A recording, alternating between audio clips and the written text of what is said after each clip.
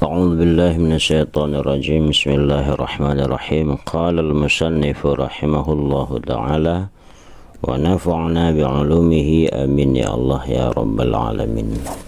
Masih dalam bab yang ke-16, yaitu permusuhan kita dengan syaitan. Di antara jalan-jalan yang dapat dimasuki syaitan antara lain yaitu tamak. Tamak dalam bahasa Arab disebut dengan dalam bahasa Arab. Kalau dalam bahasa Latin, bahasa Indonesia, bahasa Melayu, tamak itu adalah serakah. Serakah disebut tamak, yaitu merasa tidak puas, tidak pernah cukup dengan yang sudah dicapai, dengan yang sudah diterima, dengan yang sudah diberikan oleh Allah Subhanahu wa taala. Menurut istilah itu, tamak itu merupakan cinta kepada dunia ataupun terlalu cinta kepada harta dengan cara berlebihan tanpa memperhatikan hukum haram yang mengakibatkan itu jalan ditempuh dalam mencapai harta tersebut halal ataupun haram. Walaupun halal termasuk juga dalam kategori tamak, haram demikian juga, karena dia tidak memperdulikan apakah itu halal ataupun haram, yang penting itu harus tercapai. Itu disebut dengan tamak. Dia tidak pernah merasa puas.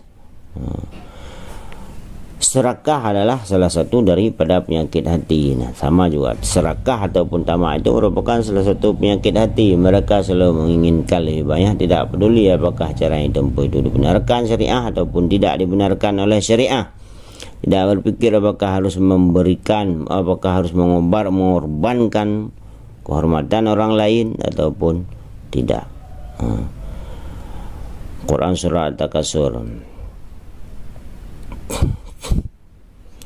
Bismillahirrahmanirrahim. Surah At-Takasur babnya Alhaakumut takatsur hatta zurtumul maqabir kalla sawfa ta'lamun thumma kalla sawfa ta'lamun kalla law ta'lamuna ilmal yaqin la tarawunnal jahim thumma la tarawunnaha 'ainal yaqin thumma la tus'alunna yawma idzin 'anin na'im. Lihat terjemah sendiri nanti ya. Ciri-ciri tamak itu, yang pertama, orang tamak ataupun orang serakah itu, yang pertama, dia tidak mensyukuri nikmat yang telah dimiliki. Yang kedua, mereka selalu merasa kurang padahal ia telah banyak menurut orang lain. Yang ketiga, ingin memiliki sesuatu yang dimiliki orang lain. Yang keempat, panjang sekali angan-angannya, yaitu suka menghayal dan tidak realistis, tidak masuk akal. Yang kelima, kikir, dia sangat pelit sehingga dia tidak mau hartanya berkurang sedikit pun, tidak mau bersedekah dan lain sebagainya. Yang keenam, kurang menghargai pemberian orang. Pemberian orang dianggap dia biasa saja karena tidak ada yang lebih ya. Artinya dia tidak merasa bahwa itu adalah sesuatu yang berharga, padahal orang yang telah memberikan itu sangat berharga, tapi bagi dia itu merupakan biasa-biasa saja. Itu ciri-ciri orang serakah ataupun tamak. Yang ketujuh, ciri-cirinya terlalu mencintai harta yang dimiliki sehingga dia sangat takut harta itu akan berkurang, sehingga dia takut miskin. Orang-orang yang takut miskin itu adalah orang-orang tamak ataupun orang serakah. Yang kedelapan, terlalu semangat mencari harta tanpa memperhatikan waktu dan kondisi tubuh.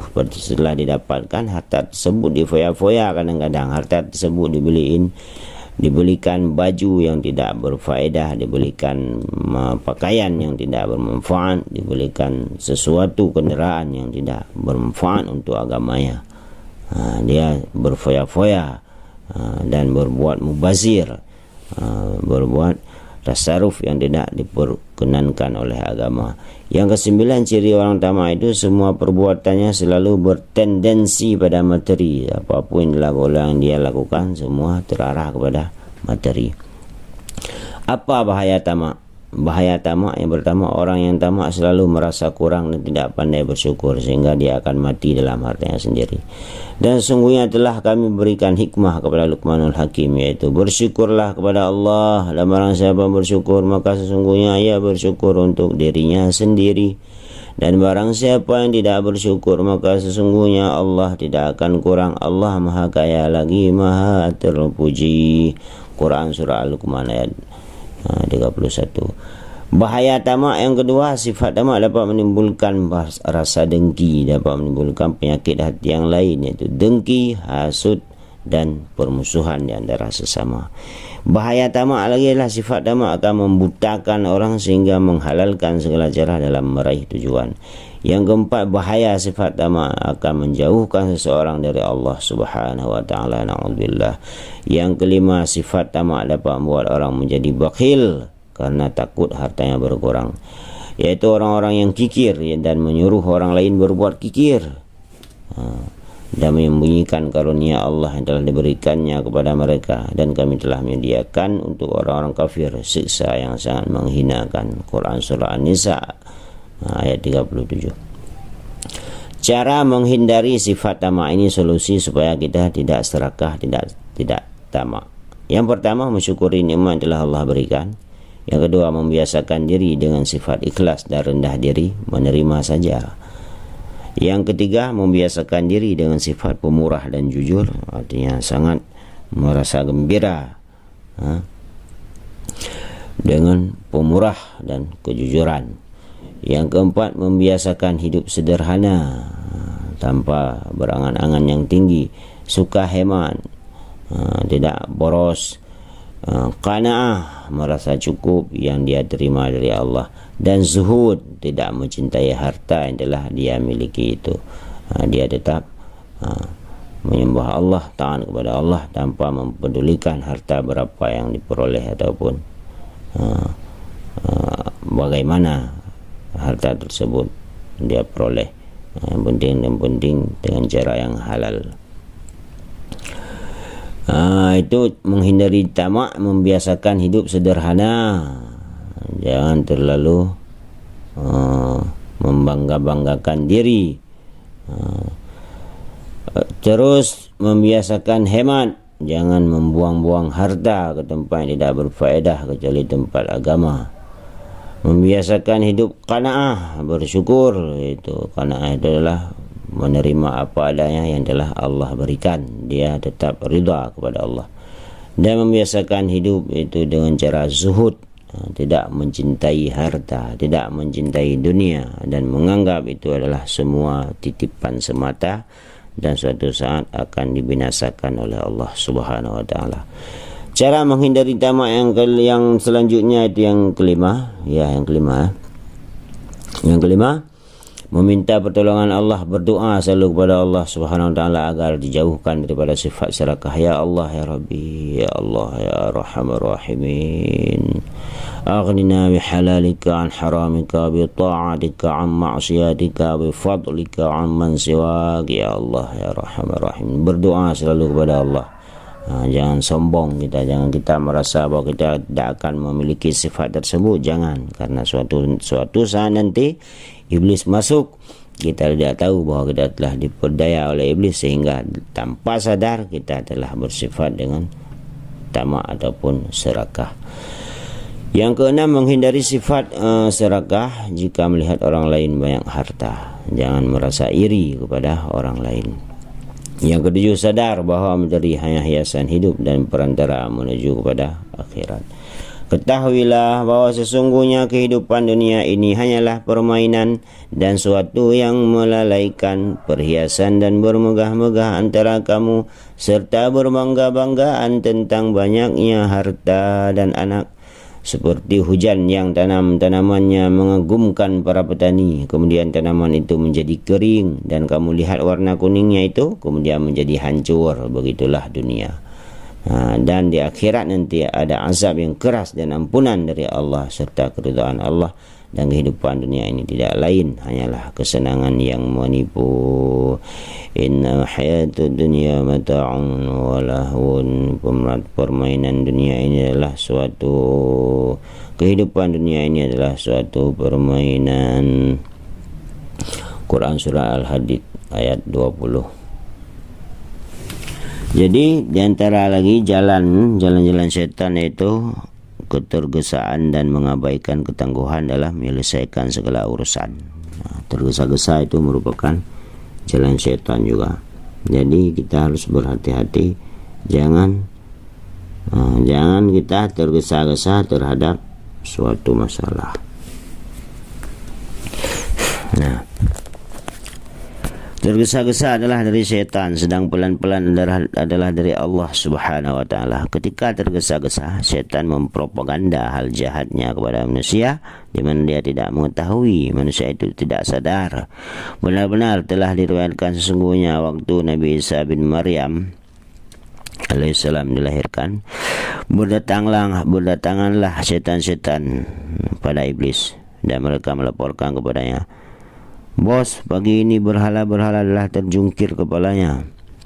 Berhala-berhala telah hancur. Apa gerangan yang telah terjadi?" Iblis berkata, "Ini ada sesuatu peristiwa yang terjadi. Tunggu di sini." Lalu iblis terbang hingga datang kedua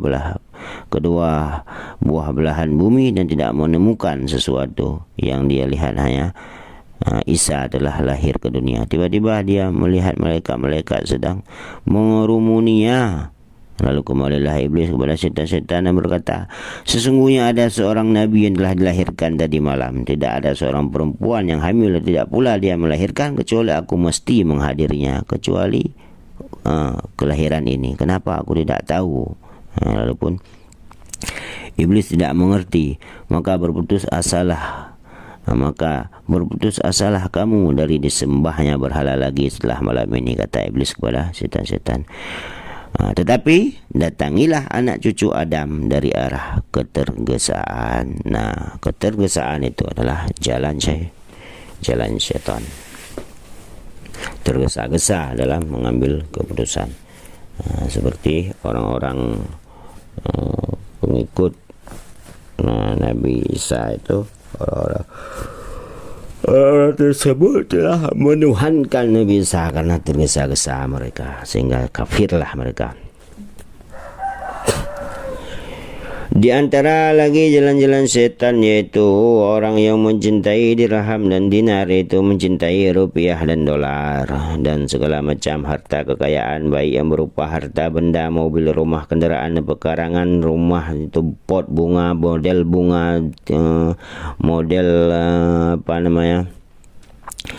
burung-burung yang cantik, ayam-ayam yang indah dan lain sebagainya. Mereka mencintai harta tersebut. Itu merupakan, cinta tersebut merupakan salah satu jalan setan. Karena semua yang melebihi bahan pokok, semua yang melebihi dari bahan makanan pokok dan melebihi dari kebutuhan kita sehari-hari, itu adalah tempat bercokol setan. Jadi hati-hati saudara sekalian. Kita tidak pernah mengerti, kita tidak pernah tahu bantal yang kita butuhkan satu, tapi kita harus beli dua. Bantal yang kita butuhkan dua, kita beli tiga. Baju yang kita butuhkan 4, kita beli 10. Celana yang kita butuhkan 10, yang kita beli 12 atau 15. Ketahuilah, setan telah bercokol di situ, di dalam harta kita. Berkata Sabit Al-Bunani, tatkala Rasulullah SAW diutus, berkatalah iblis kepada setan-setannya, "Sungguh telah terjadi sebuah peristiwa. Periksalah apa gerangan dia." Mereka berangkat sehingga merasa letih dan datang menghadap iblis itu sambil berkata, "Kami tidak tahu wahai iblis." Iblis berkata, "Aku akan datang kepada kamu dengan membawa berita." Lalu iblis pergi dan datang lagi kepada setan dan berkata kepada setan, "Allah benar-benar rupanya telah mengutus Muhammad sallallahu alaihi wasallam." Berkata Al-Bunani, kemudian iblis bertindak mengirimkan setan-setan kepada sahabat-sahabat Nabi.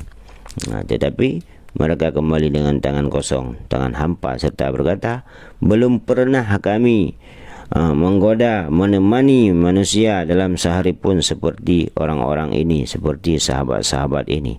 Kami telah mendapatkan mereka, kami telah menggoda mereka, mereka telah lalai. Akhirnya mereka berdiri melakukan salat dan terhapus semua godaan kami. Berkatalah iblis pada mereka, tangguhkan sebentar mereka. Mungkin Allah akan membuka keduniaan pada mereka dan kita dapat memperoleh kebutuhan kita dari mereka. Artinya dapat kita goda kembali. Jadi dirham dan dinar, cinta kepada dunia, cinta kepada harta, cinta kepada rupiah, cinta kepada keindahan ini, keindahan itu, dan sebagainya. Hiasan ini, hiasan itu, rumah model ini, rumah model itu semua adalah jalan syaitan.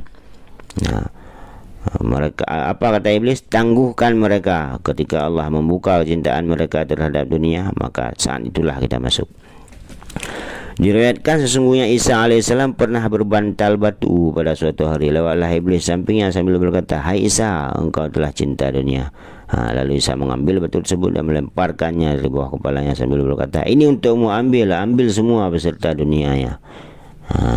Nabi Isa baru dikatakan oleh iblis cinta pada dunia dengan tidur berbantal batu, dibuang semua.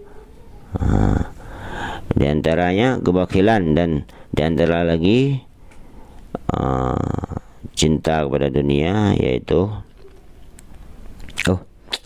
di antaranya lagi jalan-jalan setan, jalan-jalan iblis adalah kebakilan dan takut miskin. Orang yang merasa tidak pernah cukup, dia akan ketakutan nanti seandainya dia suatu saat miskin, sehingga dia mencari dan mencari setiap hari supaya dia tidak miskin. Karena sesungguhnya hal itu adalah yang menghalangi orang untuk infak dan bersedekah, serta mendorong ke arah menimbun, menyimpan, dan siksa yang pedih. Di antara bahaya kebakilan adalah bersemangat untuk selalu berada dalam pasar. Orang-orang yang bakil, orang-orang yang tidak ingin miskin, mereka selalu dalam pasaran, kontrakan ini, kontrak itu, pemborong ini, pemborong itu, padahal di situ adalah tempat bersarangnya setan-setan. Nah, di antara lagi jalan-jalan iblis itu adalah fanatik terhadap pendapat dan kesenangan sendiri, yaitu ujub, merasa senang kepada diri sendiri, dan dendam kepada pihak lawan, serta memandang mereka dengan pandangan meremehkan. Hal itu adalah termasuk tindakan yang mencelakakan orang-orang ahli ibadah maupun orang-orang fasik seluruhnya. Kita tidak menganggap ada orang lain seolah-olah semua di bawah kita. Orang lain seolah-olah tidak bisa apa-apa. Orang lain seolah-olah tidak hebat.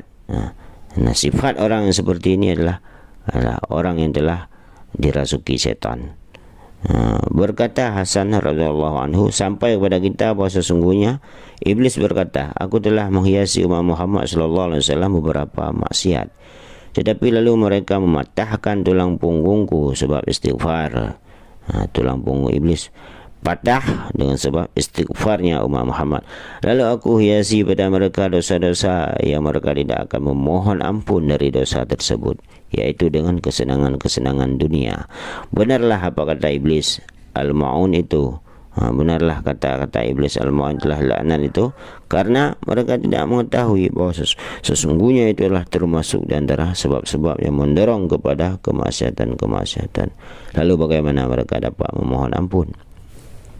Karena mereka telah dalam kesenangan setiap hari, sehingga mereka lupa kapan mereka akan memohon ampun. Nah, jadi orang-orang yang sombong, angkuh, itu adalah jalan yang paling mudah bagi iblis untuk menggodanya. Dan di antara sifat hamba yang menjadi tempat masuk syaitan lagi, yaitu berburuk sangka terhadap orang-orang muslim. Su'udzan, orang lain dianggap bersalah oleh dia, maka wajiblah menjaga diri dari su'udzan, dari berburuk sangka dan dari menuduh hal-hal yang tersembunyi. Setiap engkau melihat manusia yang berburuk sangka terhadap orang lain untuk mencari aib, maka ketahuilah bahwa sesungguhnya dia adalah orang yang kotor batinnya, dan sesungguhnya hal itu adalah merupakan kekotoran yang terpercik dari diri manusia tersebut. Itu wajiblah kita hilangkan dari diri kita, dan itu merupakan pintu-pintu jalan masuknya setan. Kita dapat menghindari sifat tersebut dengan banyak berzikir kepada Allah Subhanahu wa taala. Kita sambung kembali nanti, masih dalam bab